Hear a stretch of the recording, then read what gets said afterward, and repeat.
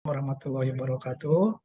Bapak-bapak Waalaikumsalam warahmatullahi dan wabarakatuh. Ibu sekalian, mari kita lanjutkan perkuliahan kita ya.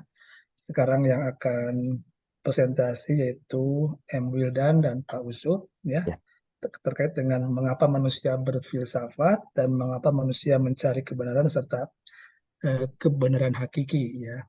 Silakan Pak Usuf dan Pak Wildan untuk mempresentasikan ya sepuas-puas mungkin lah ya, sepuas ya, mungkin nanti kita diskusikan apa yang dimaknai dari hasil pemaparan Pak Wil dan Pak Usuf.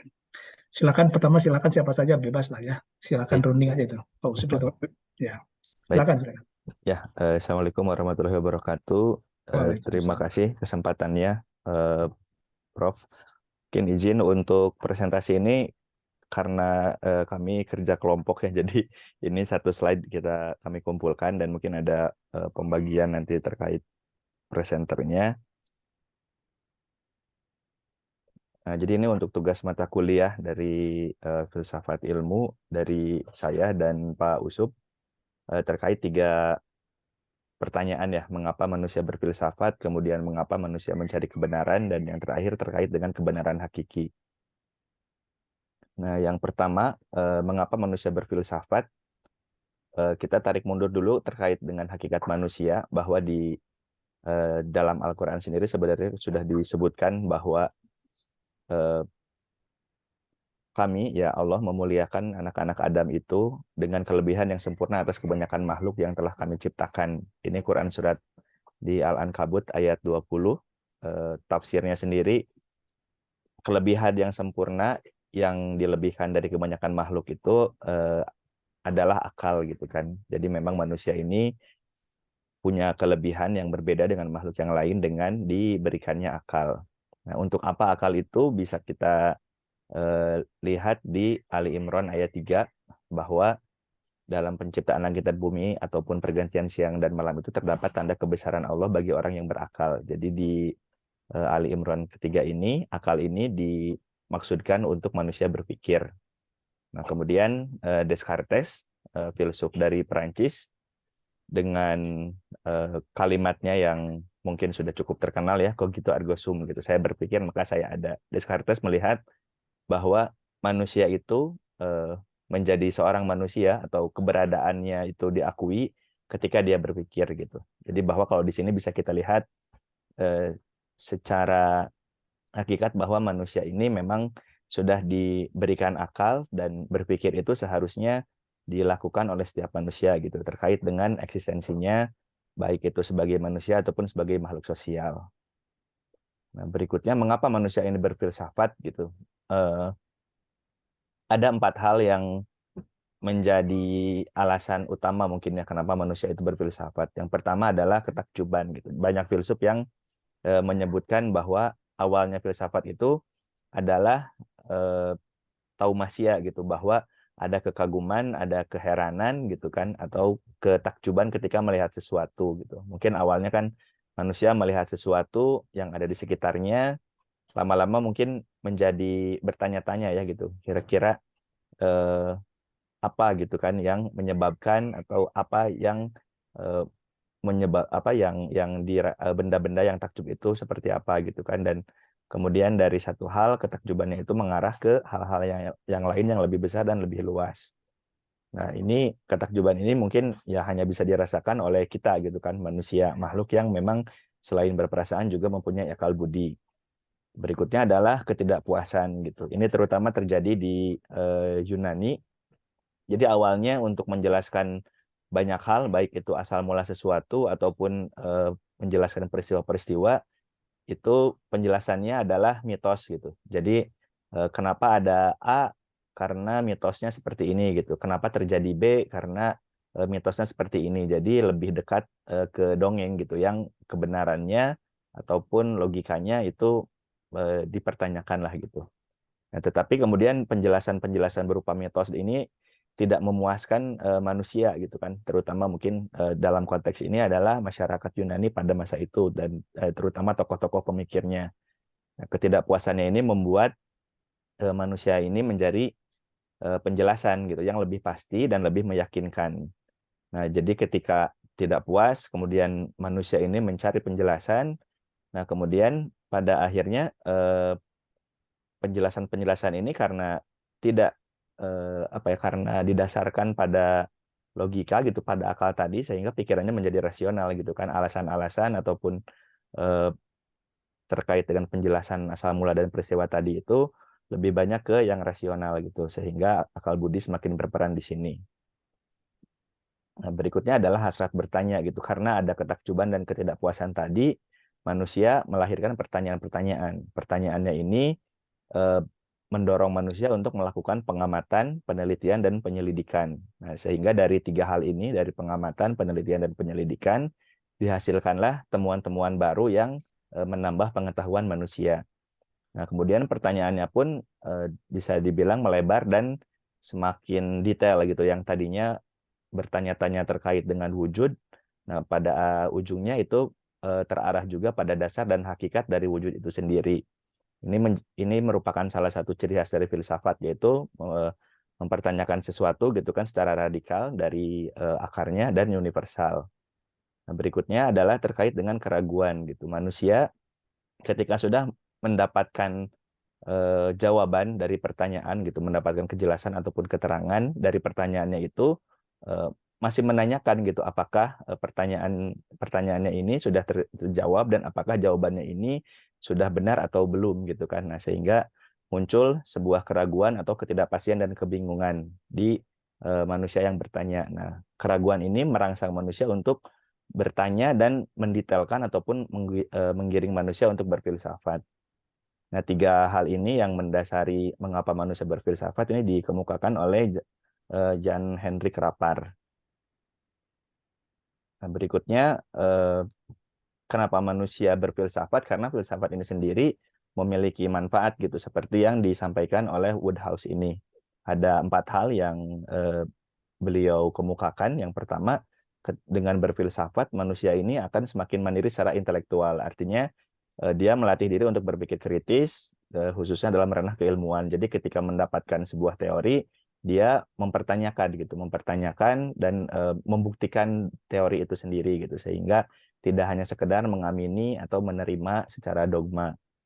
Berikutnya yang kedua adalah membebaskan manusia dari cara berpikir yang mistis gitu, dengan membimbing manusia untuk berpikir rasional. Nah, ini eh, lambat laun dari di poin kedua ini kan mitos-mitos tadi mulai terpatahkan gitu dengan temuan-temuan atau diskusi-diskusi yang sifatnya lebih ilmiah. Yang ketiga adalah mengajarkan adanya investigasi atau penelitian yang benar terhadap sebuah persoalan. Jadi ketika ada persoalan, dengan filsafat ini eh, dilakukan sebuah penyelidikan ataupun penelitian yang metodologinya bisa lebih dipertanggungjawabkan gitu.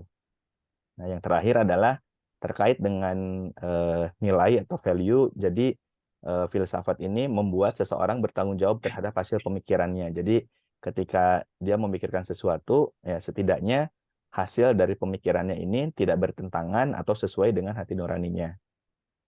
Nah, kemudian ini menyambung dengan pertanyaan kedua, mengapa manusia mencari kebenaran? Ini dilanjutkan oleh Pak Usup. Silakan.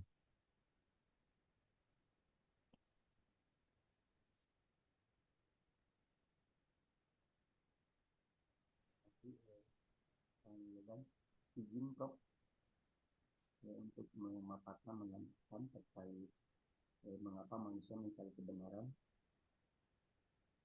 Ini di latar belakangi mengapa manusia itu mencari kebenaran, karena manusia hidup di dunia ini pada hakikatnya mempunyai keinginan untuk mencari pengetahuan dan kebenaran agar dirinya dapat diterima di lingkungan tempat mereka melakukan kegiatan sosial. Kebenaran itu merupakan pertanyaan abadi bagi insan setiap zaman. Dan juga diungkapkan dengan bagus soal kebenaran mempunyai kaitan dengan masalah mengenai yang ada.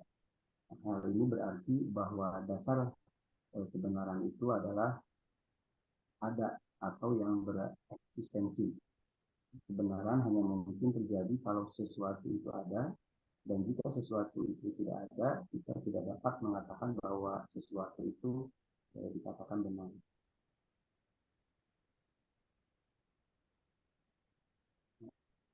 Kebenaran ditinjau dari segi sejarah filsafat.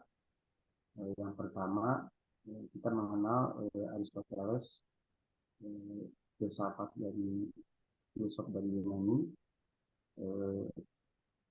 Aristoteles ini sangat menghormati dan menghargai, mengagumi juga gurunya Plato, tetapi dia lebih menghargai kebenaran dibanding dengan Plato. Sehingga Aristoteles ini pernah berkomentar bahwa Plato bernilai dan kebenaran pun bernilai, namun kebenaran lebih bernilai daripada Plato. Dan ada Imam Al-Ghazali juga.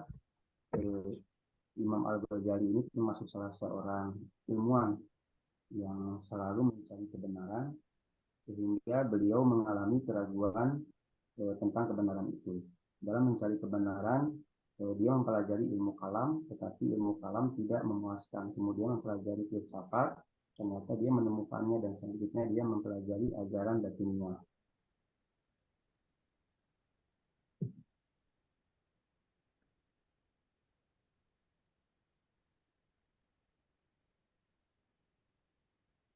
Lanjutkan dengan kebenaran hakiki. Kebenaran yang hakiki ini ditinjau dari kriteria kebenaran dan tingkat kebenaran. Pengertian kriteria kebenaran adalah kriteria ini ukuran yang menjadi dasar penilaian atau penetapan sesuatu. Sedangkan kata kebenaran berasal dan kata-kata benar yang berarti sesuatu sebagaimana adanya atau seharusnya. Para filosofi memberikan pengertian secara terminologi sebagai berikut. Yang pertama, Aristoteles mengemukakan bahwa kebenaran adalah persesuaian antara pikiran dan kenyataan.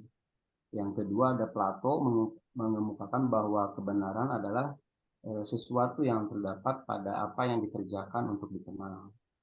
Dan yang ketiga, ada Sidi Ghazalba memberikan pengertian juga dengan mengemukakan bahwa lawan katanya antara lain khilaf, dibikin-bikin, dusta, pemalsuan, dan ketidakpastian. Dari pengertian di atas dapat dipahami bahwa kriteria kebenaran ini adalah ukuran atau dasar penilaian terhadap sesuatu yang terdapat dalam pikiran dan yang tertuang dalam kenyataan sehingga dapat menemukan kebenaran itu sendiri. Selanjutnya, kebenaran ditinjau dari tingkat kebenaran. Nah, tingkat kebenaran ini kita tidak bisa pungkiri bahwa kebenaran adalah suatu hal yang sangat dibutuhkan oleh manusia. Namun untuk menentukan tinggi rendahnya kebenaran itu sangat sulit. Bahwa tinggi rendahnya kebenaran itu adalah gagasan tentang tingkat koresponden yang lebih baik atau lebih buruk terhadap kebenaran atau ide.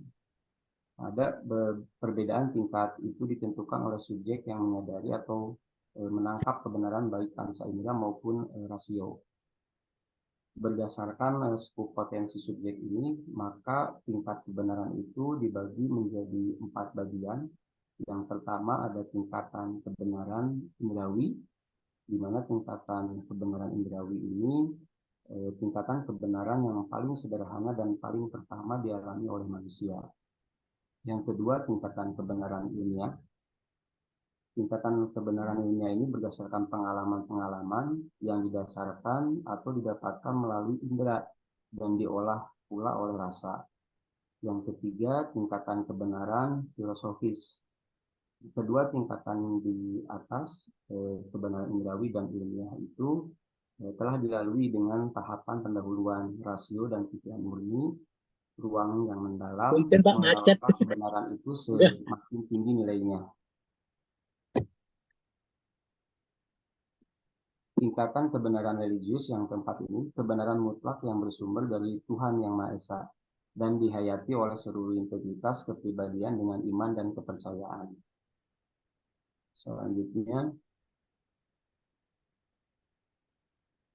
kebenaran yang hakiki ini ditinjau dari teori-teori kebenaran, di mana teori kebenaran ini meliputi teori korespondensi, di mana teori ini berpendapat bahwa kebenaran itu adalah apabila ada hubungan kesesuaian antara subjek yang menyadari dengan objek yang tidak disadari. Apabila penyampaian ini sesuai dengan kenyataan, maka itu adalah benar. Tetapi kalau tidak sesuai dengan kenyataan, maka itu adalah salah.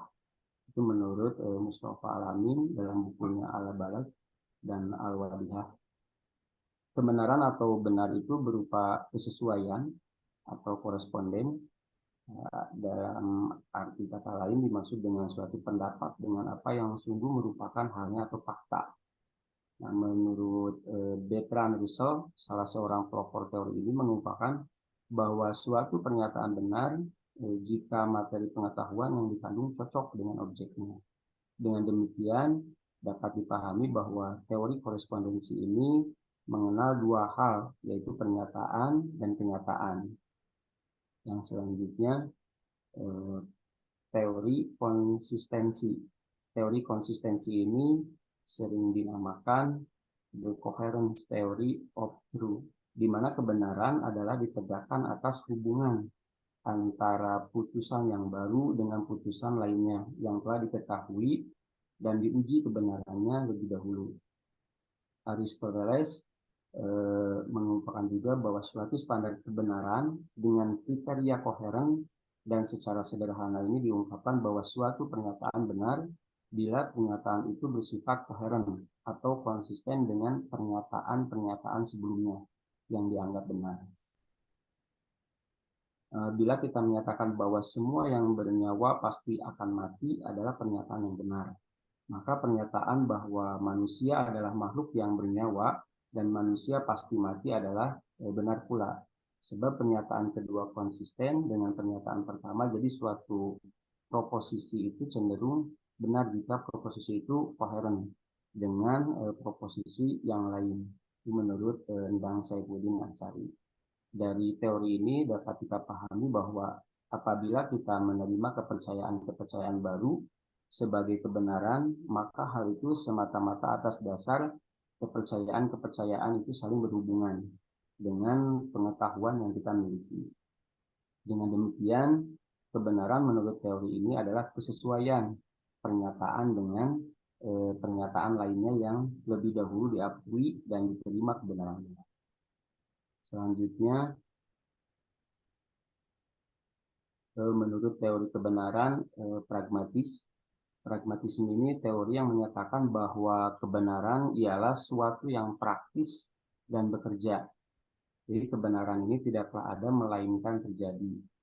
Karena kebenaran ini adalah proses pemeriksaan terhadap benar tidaknya sesuatu dalam praktek pelaksanaan.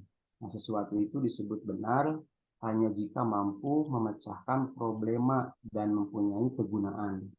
Jadi kebenaran itu pernyataan yang dapat diukur dengan kriteria apakah pernyataan tersebut bersifat fungsional dalam kehidupan praktis atau tidak.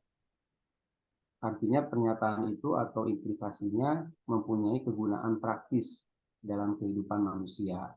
Dari uraian di atas dapat kita pahami bahwa kriteria kebenaran menurut teori ini adalah apa yang dapat bermanfaat dan berguna bagi kehidupan manusia.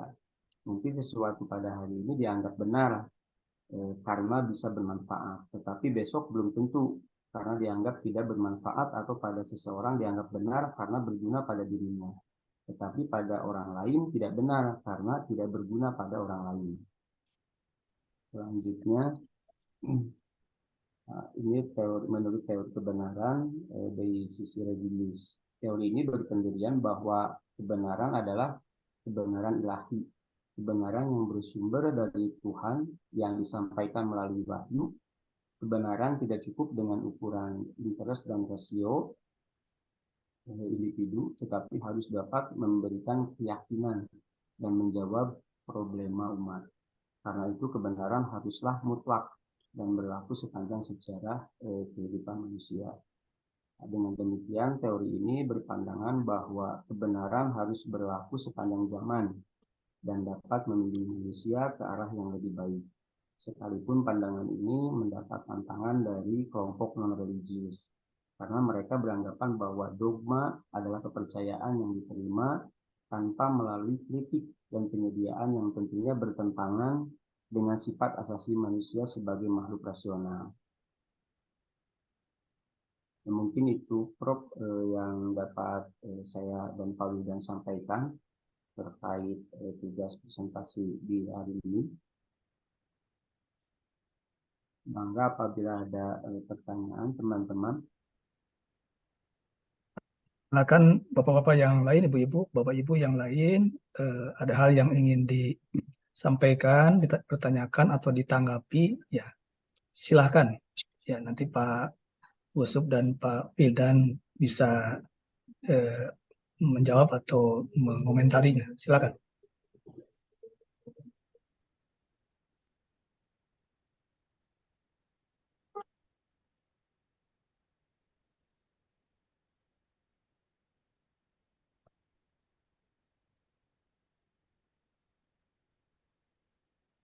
Ada silakan, ada Pak Sumarlin, Pak Seto, kemudian Pak Revolusi ya, Pak Budina, Pak Jul Fajri, Pak Reza, Pak Fajar. Silakan.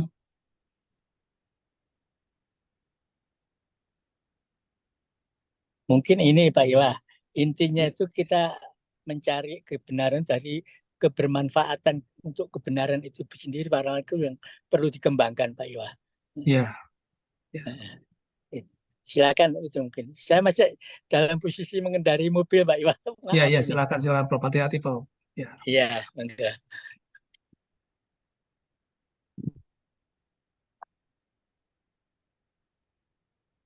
Mangga Bapak-bapak Ibu ada yang mau menambahkan?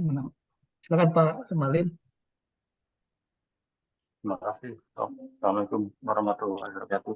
Waalaikumsalam. Warahmatullahi wabarakatuh. Mungkin ini Prof, salah satu manfaat filsafat ini kan dalam rangka membentuk suatu undang-undang, itu kan bermanfaat dan itu untuk publik. Nah, terkadang waktu penyusunan pembuatan aturan atau perundang-undangan ini mendapat intervensi bahwa mengarahnya harus seperti ini. Banyak hal yang kita temui lah di negara ini kan. Nah, mungkin ada trik atau metode seperti apa sehingga apa yang kita pikirkan, apa yang kita susun itu tidak dipengaruhi oleh faktor-faktor yang eksternal tersebut. Nah, misalnya kondisi-kondisi seperti keputusan MK saat ini itu salah satu bentuk adanya intervensi dari pihak luar sendiri. Mungkin itu Prof.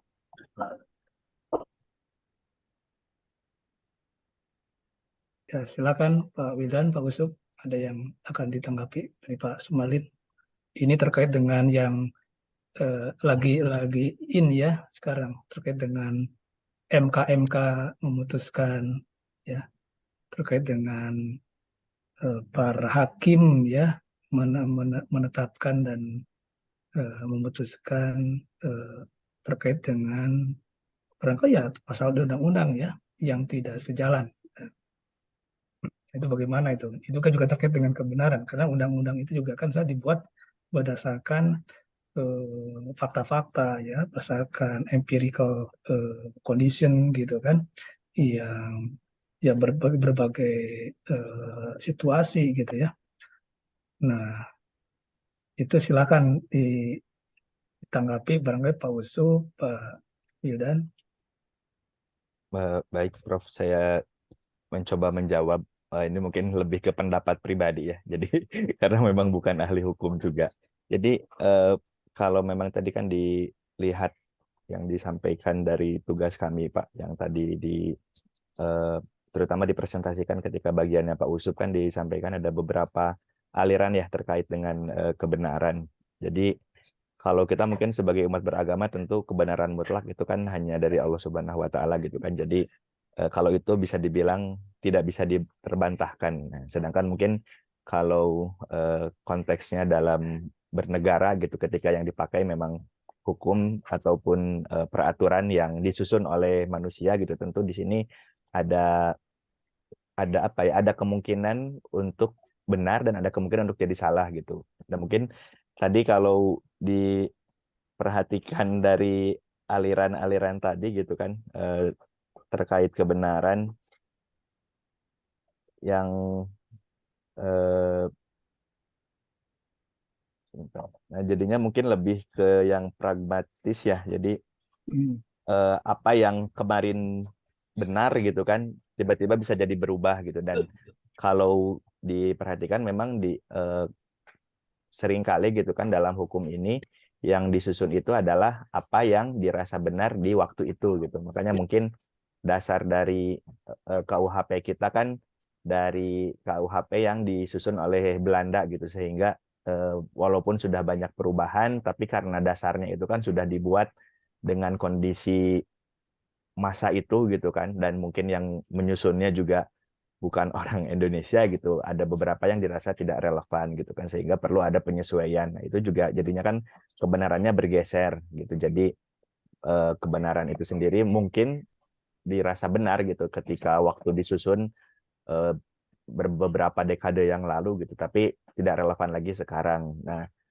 hal lain mungkin yang mendasari sesuatu itu dianggap benar atau tidak biasanya ada juga yang sifatnya konsensus. Nah, ini mungkin yang dilakukan di MK-MK ya, bahwa ada beberapa hakim mungkin ya, Pak Jimli, dan kalau itu kan sebenarnya 3 orang ya. Nah, saya kurang tahu apakah selain 3 orang itu ada yang terlibat gitu kan, melakukan kajian gitu terhadap putusan yang diambil gitu oleh hakim MK gitu kan terkait yang sebelumnya. Itu juga kan konsensusnya karena orang yang melakukan kajiannya berbeda gitu, bisa jadi dasarnya juga menjadi berbeda gitu kan. Tapi kalau yang kemarin kan yang dari MK-MK sebenarnya yang disoroti bukan putusannya gitu, tapi tata cara mengambil putusannya itu, sehingga yang dihasilkan adalah berupa teguran terkait etik ya. Jadi bukan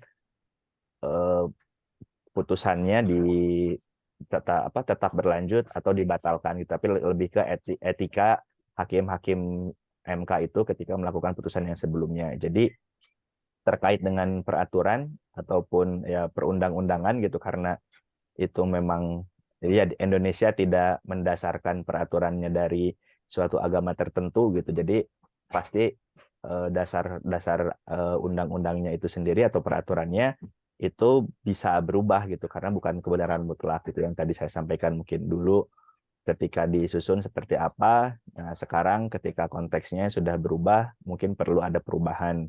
Dan karena penyusunannya ini sifatnya kolektif ya gitu, berupa konsensus, jadi juga bisa jadi subjektivitas dari penyusun ini gitu yang nantinya mempengaruhi si peraturan ataupun undang-undang yang berlaku itu gitu. Jadi kalau bahasa saya sih pragmatisnya, kadangkala objektivitas itu adalah kumpulan subjektivitas yang diakui bersama gitu. Jadinya itu mungkin kalau terkait peraturan. Mudah-mudahan bisa menjawab Pak Sumarlin. Mungkin Pak Usup silahkan kalau misalnya mau ditambahkan.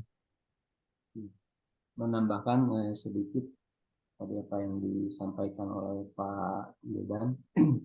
Memang ini sih karena momen ya, mungkin momennya berdekatan dengan akan adanya di tahun politik ini pemilihan presiden yang bakal calon menentukan. Jadi ketika si keputusan-keputusan ini yang berubah dengan tiba-tiba, itu yang tidak bisa diterima oleh masyarakat. Walaupun memang secara teori saya sepakat dengan Pak Wildan, pragmatisme di sini teori yang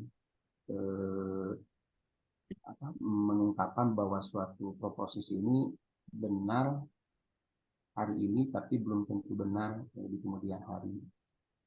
Bisa saja, tetapi harus juga dianalisa apakah itu yang diputuskan oleh MK ini terkait dengan usia presiden maupun wakil presiden apakah sudah sesuai dengan telaahan-telaahan secara keilmuan.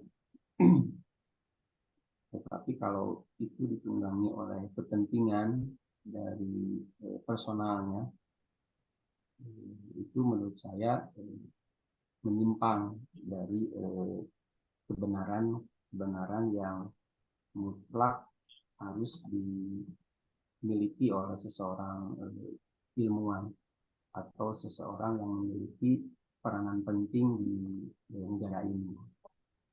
Mungkin itu Prof. Pak Mario. Boleh.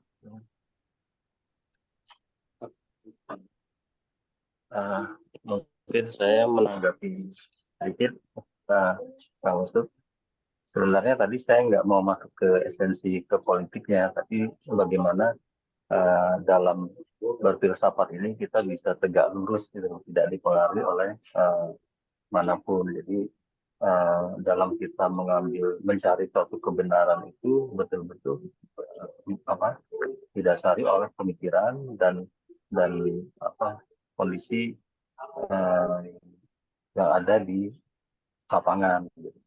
Jadi sebenarnya itu. Tapi karena tadi sudah masuk ke ranah yang agak ini, saya sebenarnya begini.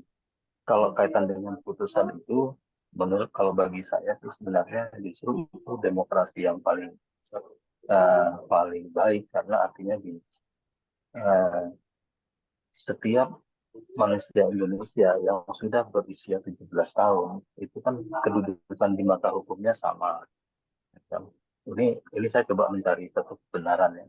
Nah, sehingga untuk karena kedudukannya sama itu seharusnya memang tidak ada pembedaan secara hukum, secara hak, sampai hak berpolitik pun tidak ada pembatasan. Artinya kalau mau dibatasi, mungkin yang tua juga bisa dibatasi, jangan-jangan sudah pikun gitu. Nah, misalnya itu kan juga jangan gitu kan. Nah, namun yang usia muda juga mungkin bisa, ya kan.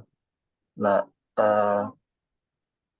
banyak contoh kalau di masa kerajaan-kerajaan dulu justru masih belia sudah memimpin suatu kerajaan dengan pendampingan kan, sehingga pada usianya tidak dewasa dia sudah bisa. Banyak di dunia sudah banget gitu. Jadi balik lagi, kalau semua manusia Indonesia yang mempunyai KTP 17 tahun itu punya hak yang sama, sebenarnya jabatan apapun itu sudah bisa ini asal mampu kan. Sehingga justru undang-undang sebelumnya itu yang kalau menurut saya kurang adil gitu. Itu mungkin sih itu pendapat saya. Mungkin ada masukan dari Prof. Atau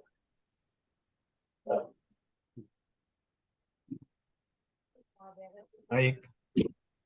Ada lagi tanggapan Pak Wildan? Pak Usut? Cukup dulu mungkin, Prof. Cukup ya. Ya. Yang lain ada yang mau bertanya atau menanggapi? Silakan. Selain Pak Sumalin.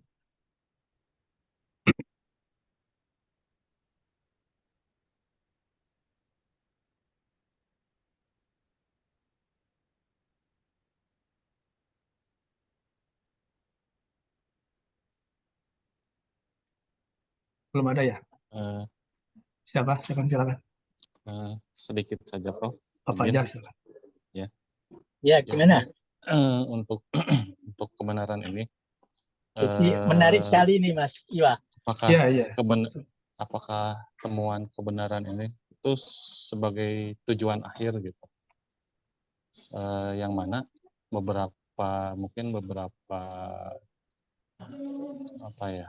peneliti atau tokoh-tokoh gitu ternyata yang tadinya kebenaran ini dianggap yang terakhir gitu, ternyata itu adalah satu titik awal dari temuan-temuan kebenaran yang baru gitu. Mungkin itu sih, Prof, ininya. Terima kasih, Prof. Ya. Mau ditanggapi, Pak? Mungkin menambahkan, Prof. Ya. Dari hasil Halo. kebenaran yang sudah ditetapkan itu memang harus diuji kembali apakah kebenaran yang sudah menurut keputusan itu benar apakah atau tidak benar, itu harus ada kajian secara ilmiah yang harus disampaikan juga ke halayak biar kebenaran itu menjadi sifatnya mutlak. Oh.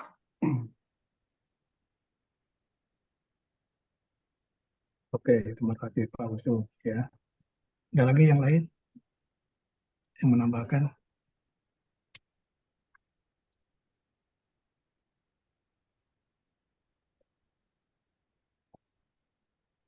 Halo.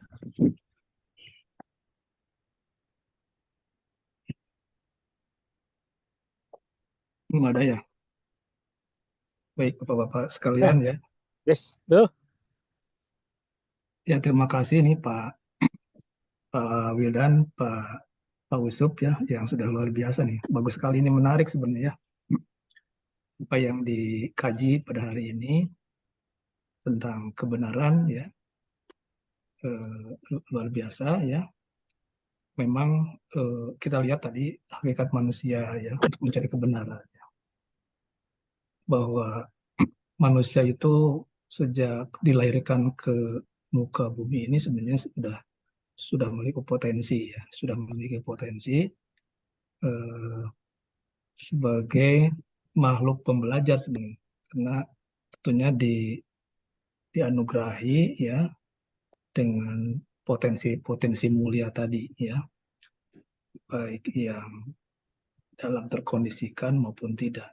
Itulah sebabnya hakikat manusia itu memiliki posisi yang terpusat ya dalam konteks peradaban.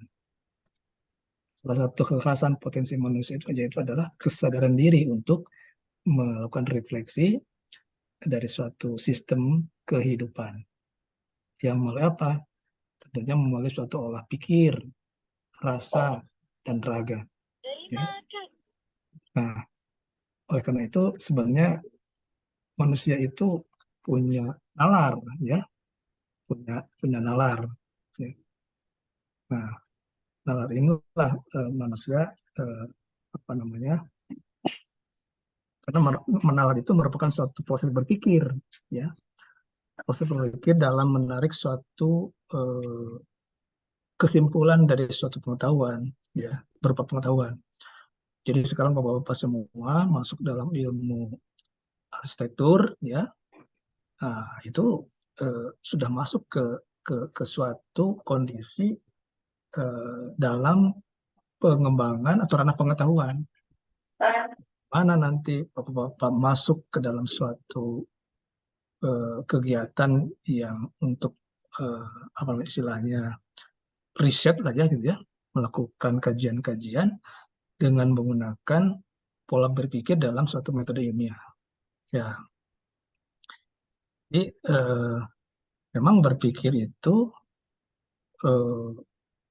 apa namanya suatu kegiatan berpikir, maka penalaran itu mempunyai ciri-ciri tertentu.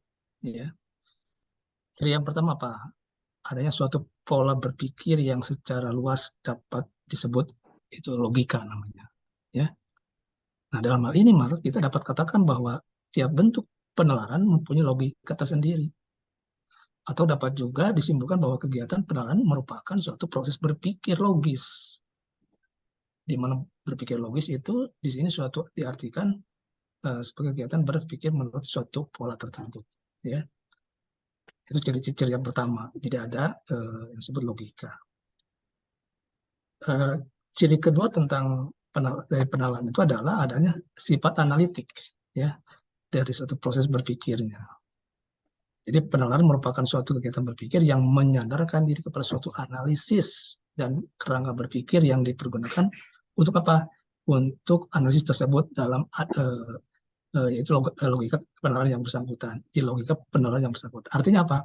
Artinya penalaran ilmiah merupakan suatu kegiatan analisis yang mempergunakan logika ilmiah. Ya, logika ilmiah, dan demikian juga penalaran lainnya yang mempergunakan logikanya sendiri. Nah, metode ilmiah itu apa? Nah, sekarang jadi Bapak-Bapak semuanya kan harus masuk ke dalam suatu ilmu pengetahuan yang tadi saya katakan menggunakan metode ilmiah. Ya. Jadi metode ilmiah merupakan satu prosedur ya dalam menempatkan pengetahuan yang disebut dengan dari ilmu, ya. Nah, metode-metode ilmiah ini ya tentunya Bapak-Bapak harus menyadari bahwa kita akan melakukan satu riset itu harus berprinsip pada metode ilmiah. Apa metode ilmiah dalam melakukan riset? Nanti Bapak kan akan di akhir itu akan melakukan satu kajian atau penelitian ya terkait dengan bidang ini. Tentukan dulu masalahnya. Apakah ada masalah? Itu metode ilmiah. Dari masalah itu dibangun, apakah memang yang dikaji ini memiliki masalah? Masalah itu apa? Itu yang seharusnya ini, tapi kenyataan lain. Nah, itu ada jadi masalah. Jadi hati-hati kalau dalam memperoleh judul nanti ya dalam tugas akhir atau dalam tesis, tentukan dulu masalahnya. Apakah ini researchable atau tidak? Layak untuk diteliti atau tidak? Ini masalah itu sangat penting. Jadi dalam satu tesis atau disertasi, yang urgent itu adalah kita menemukan masalah. Masalah yang kekinian tentunya ya. Misalkan Bapak-Bapak nanti dalam ilmu arsitektur istilahkan temukan masalahnya apa. Apakah bangunan ini sesuai dengan yang seharusnya, ya sesuai dengan ketentuan yang ada. Misalkan, kalau tidak sesuai, artinya ada masalah. Nah, itu silakan dikembangkan. Setelah melakukan masalah, tentunya Bapak-Bapak nanti mencoba untuk melakukan pertanyaan awal ya, semacam hipotesis. Nah, hipotesis itu nanti harus diuji, ya, diuji dan dibahas dengan satu metode tertentu ya. Kemudian nanti sudah dibahas, baru dicari kesimpulan. Nah, itu metode ilmiah. Sekali lagi, Bapak-Bapak sekalian, tadi saya setuju ya, dalam rangka berfilsafat itu ada tadi disampaikan oleh Pak Wildan ya, bagaimana sikap batin yang diperlukan dalam rangka manusia berfilsafat untuk mencari kebenaran. Ya, jadi manusia itu berfilsafat memang karena apa? Semua aspek yang dilakukan manusia itu tidak lepas dari aktivitas filsafat. Ya, sesuai dengan makna kata filsafat itu sendiri ya, bahwa filsafat cinta kebijaksanaan kan. Artinya bahwa menuju kebijaksanaan tersebut memiliki proses yang harus dipikirkan oleh manusia untuk mencapainya. Nah itu, kan? Faktornya apa untuk mendorong manusia untuk berfilsafat tadi ya, tentang kebenaran, ya, tentang keraguan, tentang keterbatasan, tentang ketidakpuasan, tentang hasrat bertanya yang tadi disampaikan oleh Pak Wildan. Ya. Nah, kemudian juga ada sikap batin yang diperlukan dalam filsafat apa saja. Tentunya adalah dia harus ada keberanian. Keberanian untuk apa? Untuk menguji secara kritis hal-hal yang kita yakini.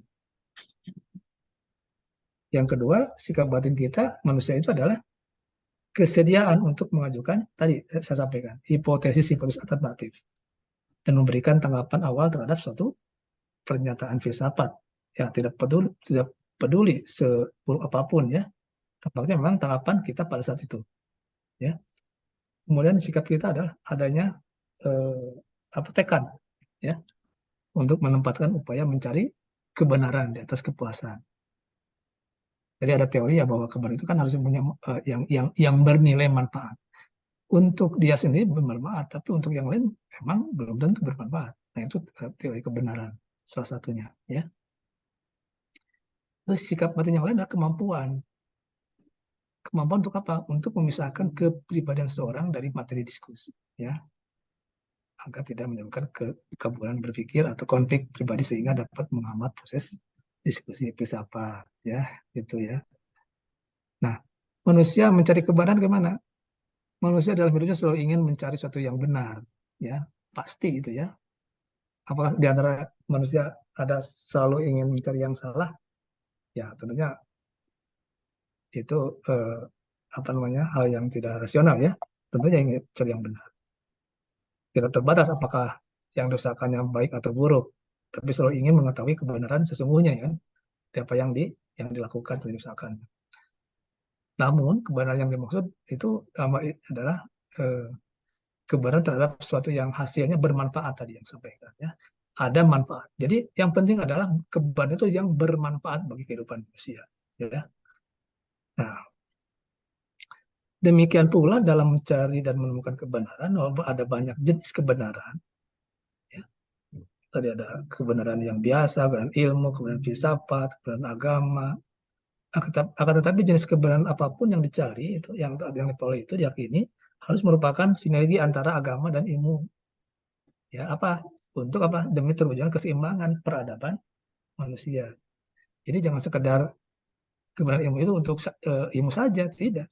Ya, jadi harus ada keseimbangan, harus bersamaan dengan kebenaran yang hakiki di agama tadi. Ya, jadi mencari dan menemukan kebenaran itu perlu dilakukan dengan pendekatan filsafat ilmu yang mengkaji dari aspek ontologisnya, epistemologisnya, dan tentunya aksiologisnya.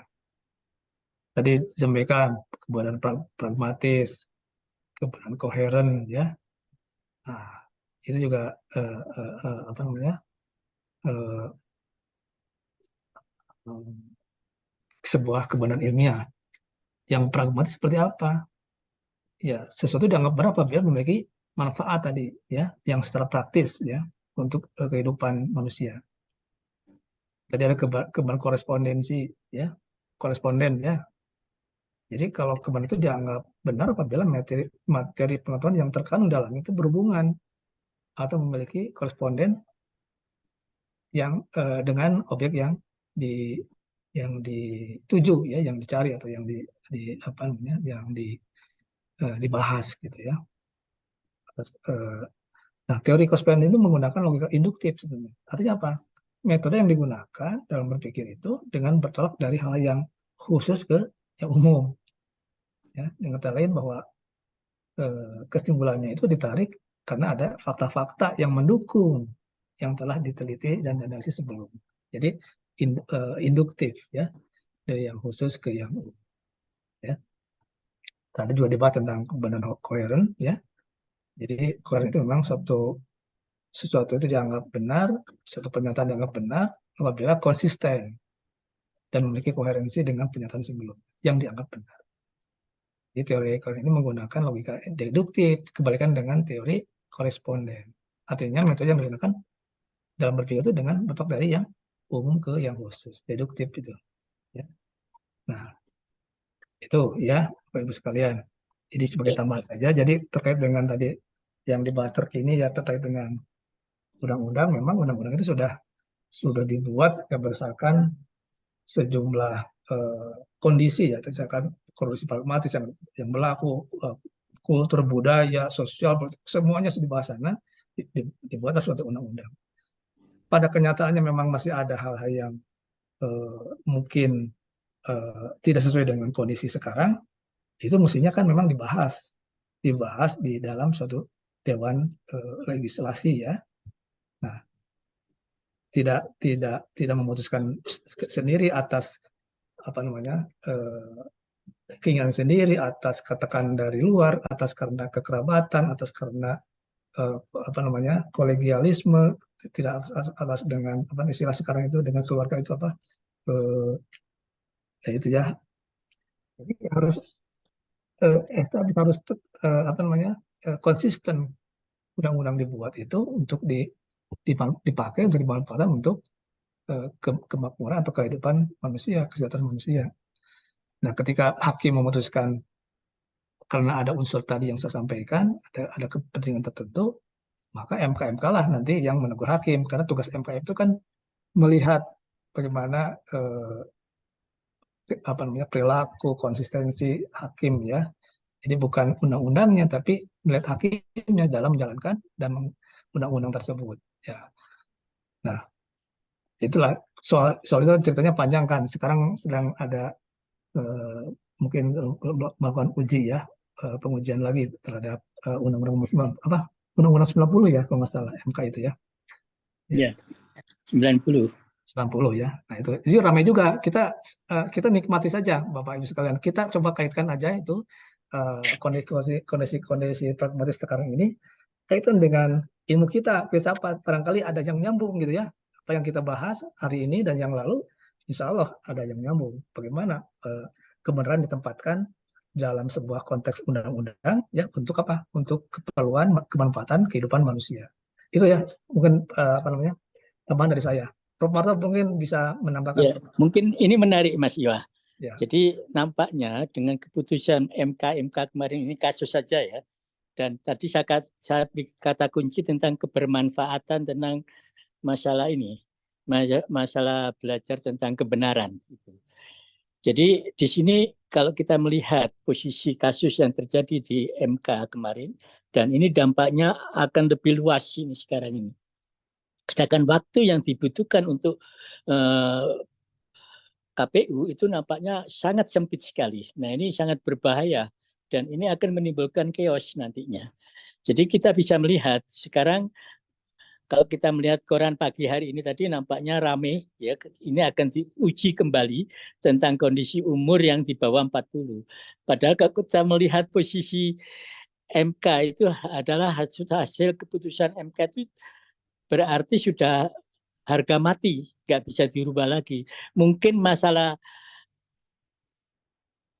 Usmannya aja yang jadi masalah, etika ya, dan dia melanggar yang begitu beratnya dalam hal memutuskan itu. Tapi posisi keputusannya itu tidak harga mati, tetap dia tidak bisa lagi digugat itu. Tapi masih juga ada yang menggugat. Nah ini cerita baru yang saya dapat informasi. Ini forum rektor itu akan dipanggil ke istana hari Jumat besok. Mungkin di Bali kejadiannya nantinya. Dipanggil di Bali untuk diminta pendapatnya bagaimana tentang masalah keputusan yang diambil oleh MK yang sebelumnya. Nah, MK itu juga kadang-kadang memberikan pengertian yang begitu abstrak gitu ya, karena sifatnya teoritikal.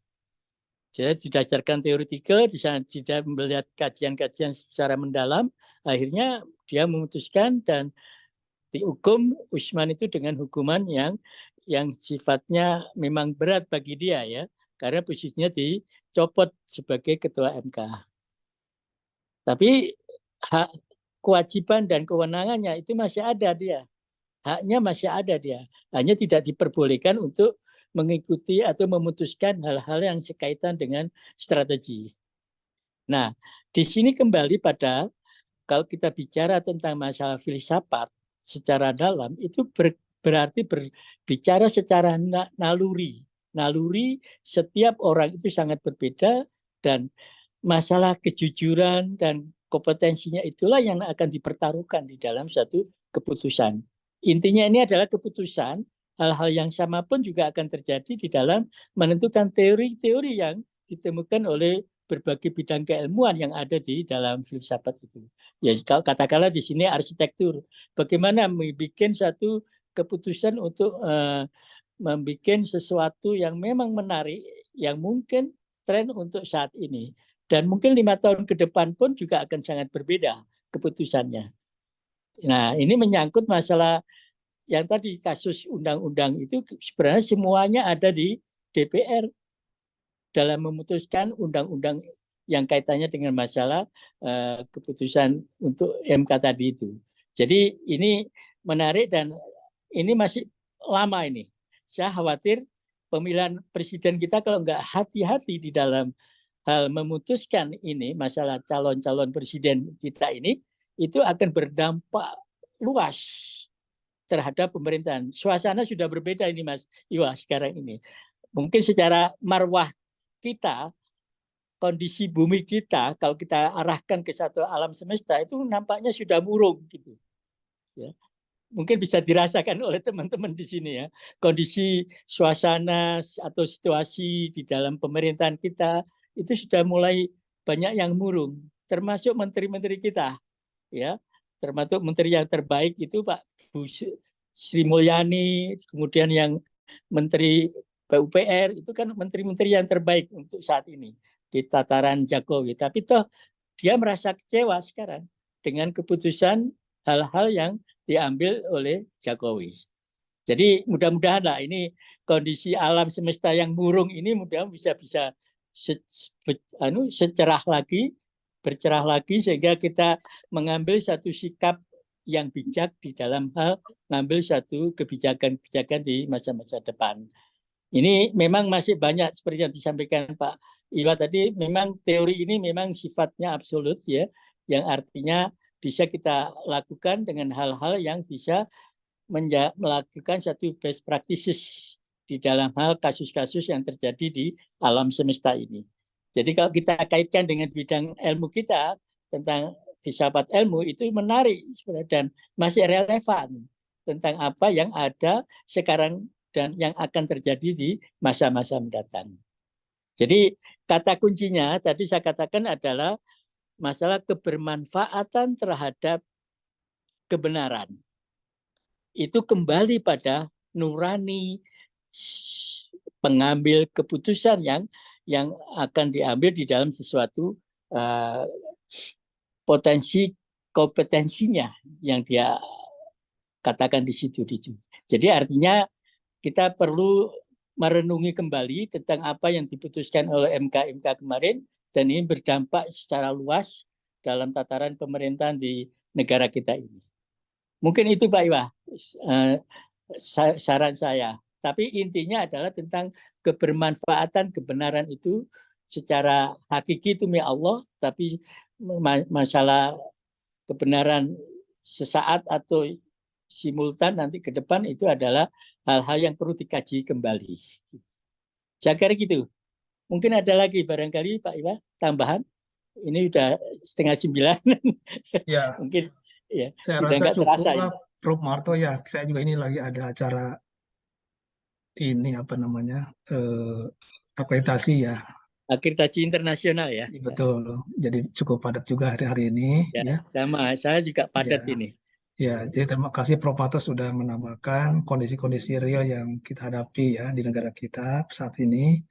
Bapak Ibu sekalian, ya alhamdulillah ya. Ini kajian yang menarik sebenarnya dari tentang kebenaran dari Pak Wildan dan Pak Usup itu ya. Yang mudah-mudahan ini memberikan tambahan pengetahuan, tambahan wawasan kita ya terkait dengan materi ini. Ya tentunya untuk dipakai apa? Yang untuk dipakai untuk Bapak sekalian dalam sesuai dengan kondisi keilmuannya masing-masing begitu ya. Saya rasa itu dulu lah ya untuk hari ini ya. Jadi mohon maaf ini pasti Prof. Marto juga menyiapkan segala sesuatunya dalam pekerjaan ini untuk menyiapkan konsep-konsep peraturan ini banyak sekali yang harus diselesaikan di Senat itu ya. Mohon maaf saya ini sedang menghadapi akreditasi Bapak Ibu sekalian. Saya rasa cukup lah ya untuk pertemuan kali ini ya. Kalau tidak ada lagi yang akan disampaikan dari Bapak Ibu sekalian, maka Jangan lupa mengisi spotnya. yang hadir di sini 1, 2, 3, 4, 5, 6, 7, 8, 9, 10, 11 orang ya. Ntar saya ini dulu screenshot dulu ya. Ntar. Oke. Ntar Pak, betul.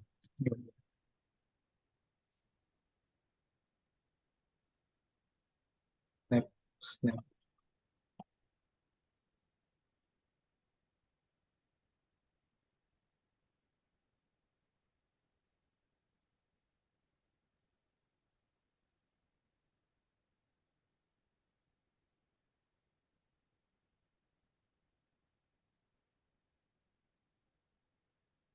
Baik Bapak Ibu sekalian, saya rasa untuk pertemuan pada hari ini dirasakan cukup ya. Insya Allah kita lanjutkan Kamis yang akan datang.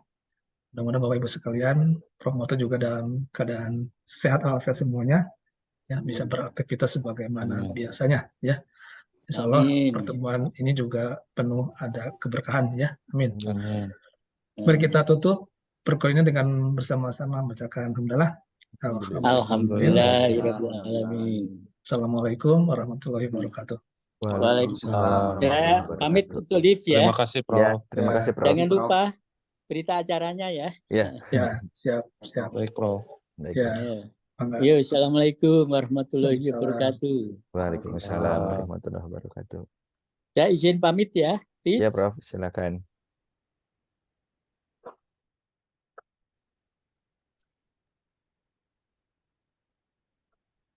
Wah, ini Pak Sumarlin nih pertanyaannya. Memancing nih Mas Marlin. Memancing. Tapi seru Ya, lah. rame. Seru. Tadi saya telat baca message yang dari Kang Dendi. Saya dengan Kang Fajar nih sedang di UPI nih. Oh, di UPI. Oh, Wah. Pak Marlin juga di UPI. Itu Ya, di UPI ya? Waduh. kayaknya asistensi nih ke Prof. Asep. enggak, pengen nyobain itu Offline. nasi lontong. Coba. Kita kuliah lagi pendalaman konteks ya. Ya. Ada yang mau mewakili. Oke. Siapa ya? Bentar, saya belum ngingetin lagi presenternya siapa aja nanti ya. Kang Usup ya?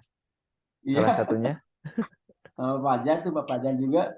Oh, Kang Usup, boleh? Nasi,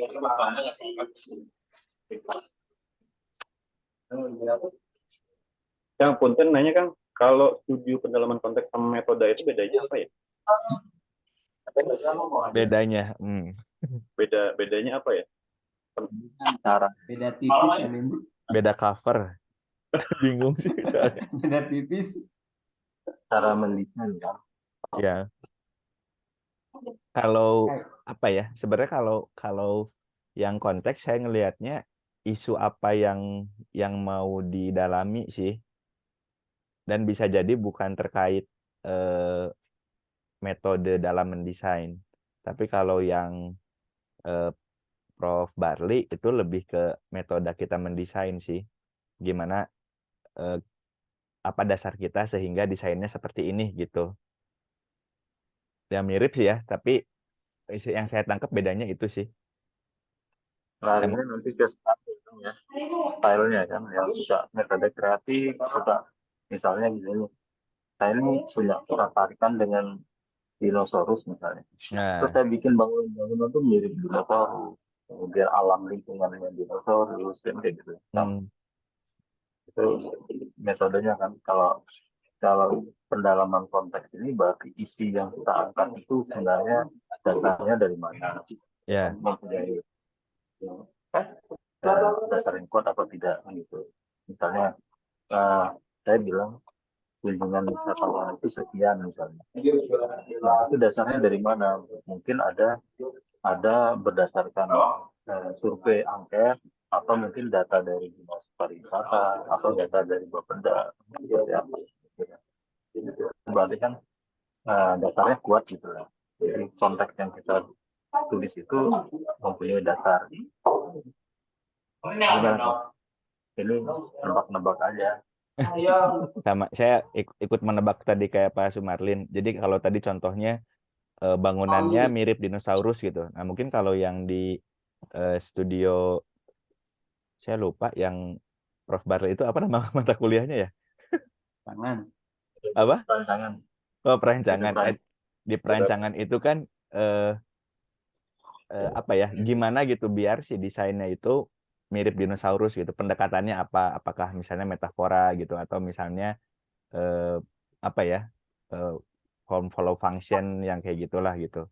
Nah, tapi kalau yang studio pendalaman konteks adalah lebih ke misalnya gitu. Oh iya, karena ini di sekitarnya banyak dinosaurus, jadi saya bikin bangunannya mirip dinosaurus. Nah, kayak gitu. Jadi bisa sama, bisa juga beda gitu. Itu mungkin contoh yang kalau sama ya, konteksnya terkait dinosaurus gitu. Tapi kalau yang beda misalnya yang saya gitu, studio pendalaman konteksnya bisa aja karena lokasinya di pinggir sungai, jadinya ya konteksnya terkait konteks ekologisnya gitu, terkait lokasinya bahwa dia di pinggir sungai. Tapi kalau untuk yang apa tadi ya, yang Prof. Barli apapun mata kuliahnya, lupa aja. Nah itu bisa aja mungkin saya ininya apa pendekatan untuk ngebentuknya adalah tektonik gitu kan, gimana satu bidang yang besar itu saya coak, kemudian saya stretch, saya tarik dan sebagainya gitu. Nah itu jadi kalau mau dibikin mirip antara dua mata kuliah itu bisa, tapi kalaupun beda menurut saya nggak masalah sih. Yang penting kan nyambung ke ininya aja gitu. Yang penting ke tesisnya nanti. Tapi saya belum mikir jauh ke tesis sih. Yang penting mah ini aja mata kuliahnya bisa diselesaikan dengan baik dan nilainya memuaskan. Jangka pendek dulu untuk semester 1. Betul. Bahan. Pak Bayu kemana ya? Tumben. Jadinya nggak ada ini. Pak Marlin nggak ada Iya. teman-teman bertanya. Mengasesmen anggota IAI baru. Itu Oh, hari kemarin ya, Mas hari Wildan, Mas Wildan, ya, ini Ibu Dina ya. mau Gimana? nanya, kan tadi itu penjelasannya soal yang di Pak Barli kan metode ini, Perancangan. metode perancangannya. Terus bedanya sama di Ibu dia apa? Maksudnya, Ya. iya kan dia dikritik terus, maksudnya linearnya ke metode kita apa gitu, sampai bisa nyambung dari mata kuliahnya Pak Prof Barli. Oh, kalau Ya. yang Budiah malah lebih umum lagi ya, karena kan yang dikritiknya bisa macam-macam. Kalau nggak salah ya, yang kemarin saya dengar bahkan misalnya Mbak Dina apa ya kasusnya tesis? Saya Ya, metode perancangannya gitu. nggak ini judul tesisnya. Atau contohnya yang saya misalnya, kalau saya misalnya Iya. karena hunian vertikal, misalnya saya ambil rusun gitu. Nah, jadi Ya. yang saya tugas di Budiah itu kritiknya bisa jadi saya mengkritik rusun yang ada gitu kan. Mau itu misalnya satu rusun gitu kan, saya kritik bahwa ini nggak ada fasilitas ini gitu, negatifnya, tapi positifnya ada fasilitas apa. Nah, itu kan berpengaruh ke tesis kita gitu. Nah, tapi kalau ke mata kuliah yang studio pendalaman konteks atau metode perancangan ya belum bisa jadi nggak nyambung juga sih. Jadi Iya. kalau yang Budiah ini ya lebih umum gitu. Misalnya kata yang tadi rusun, apakah tentang bentuknya gitu. Nah, kalau yang bentuk mungkin selain bisa kepakai di tesis, bisa juga mirip sama metode perancangan gitu, kuliah metode perancangan gitu. Atau kalau misalnya yang tadi contoh saya juga, misalnya ternyata yang dikritik itu adalah rusun yang ketika dia di pinggir sungai tapi dia nggak responsif terhadap sungai gitu. Nah, itu kan bisa jadi nyambung ke mata kuliah studio pendalaman konteksnya Profesor Asep. Jadi ya itu tadi mau disambungin bisa, kalau enggak juga nggak apa-apa. Kayaknya ini punya saya kayaknya nggak nyambung nih Mas. Tapi nggak Emang apa-apa ya kayaknya. apa yang nggak nyambungnya antara mata kuliah itu berarti ya, dari 3 mata kuliah itu? Iya, karena ya begitu, karena mau dibilang mau dibilang relevan satu sama lain, tapi masih ada yang maksudnya masih ada yang kurang saya paham gitu. Contohnya apa ya? Maksudnya judul Ini dari yang kayak masing-masing mata kuliahnya? yang kayak metode kritik itu. Sebelumnya kan saya pikirnya metode yang kita pakai di mata kuliah Pak Prof Barli itu yang kita bawa lagi ke mata kuliahnya Budiah tuh. Bisa juga kan memang kayak gitu. Bisa gitu ya? Iya. Oke. Nah, emang judulnya apa? Judul mata kuliah apa? Judul tugasnya apa untuk yang Budiah? Panjang, Mas. Iya. Dulu saya Nggak bisa. dulu. Nanti dilihat aja deh bentar. Sebentar. PIC metode kritik dan teori siapa ya? Saya, Bu. Pak Usuf. Iya. Oh iya. Hari ini siapa Pak? Hari ini itu udah ada di Google. Oh ada. Di Google. Bu Dina itu gantiin Bu Oh iya iya. Karena Iya kan Pak. yang kemarin itu tampil Budian ya. Iya, Nah, kemarin minggu lalu Budian. jadwal Budian diganti dengan Budina. Nah, yang berubah itu jadwalnya Pak Joni sama Pak Farid itu di akhir. Oh iya. Cuman saya bingung ini yang Pak Bayu ya gimana ya? Pak Bayu harusnya Berarti saya belum. Oh, Pak Bayu harusnya hari ini ya? Iya. Siapa yang mau gantiin ya, Kang Yoda? Belum. Yang minggu lalu aja gimana? Coba ditawarin. Yang minggu lalu belum gitu kan? Kalau enggak ke Pak Joni aja ya dulu ya. Iya. Saya tawarin dulu. Kan kemarin itu kalau misalnya ada orang yang nggak siap di minggu ini, berarti kan dia di akhir tuh, di akhir minggu. Nah, terus tapi kalau di minggu depan misalnya yang jadwalnya di minggu depan itu belum siap, antara yang minggu ini siap-siap presentasi gitu kan ngegantiin, atau yang minggu selanjutnya. Tapi mungkin ya dikasih kesempatan yang minggu kemarin belum aja kali ya. Iya. Berarti ditanya sekarang berarti ya, biar bisa siap-siap nanti jam 1. Iya betul.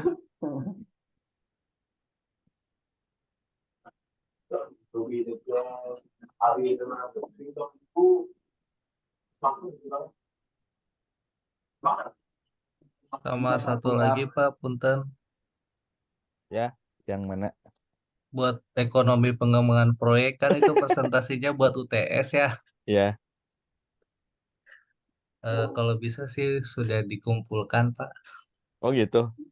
Di minggu ini? Nggak tahu sih Pak Juangnya tidak memberikan batas waktu. Saya udah presentasi ngumpulin saya. Sama. Ya kalau udah presentasi diberesin Pak, terus dikumpulin aja.